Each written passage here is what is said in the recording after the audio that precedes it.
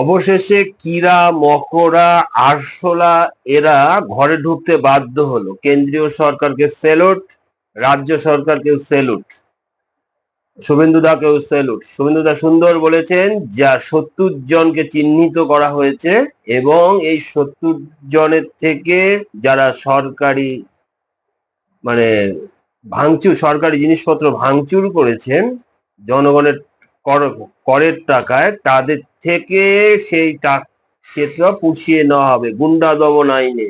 Thank you শুভেন্দুদা, এর জন্যই আমরা আপনাদের নির্বাচন করেছি। আপনি বলেছিলেন যে আইনের শাসন, শাসকের আইন না, ঠিক দারুণ কাজ। এখন এই যে কীরা মকড়া গুলো বুঝতে পারবে, আরশোলা তেলাপোকা গুলো বুঝতে পারবে রাষ্ট্রদ্রোহিতা তোমাদের ইস্যু থাকতেই পারে, কোনো কিছু, কোনো আন্দোলন করার অধিকার সবারই আছে, তাই বলে রাষ্ট্রদ্রোহিতা, আল্লাহ হি রাহেগা, কাশ্মীর মাঙ্গে আজাদি, আজাদি স্লোগান দেওয়া, একদম এগুলোকে মানে কি এইখানে গুলি করা উচিত। এগুলোকে দেশদ্রোহী গুলোকে মানে এখন একদম চাপকায় ঠিক করে দেওয়া উচিত।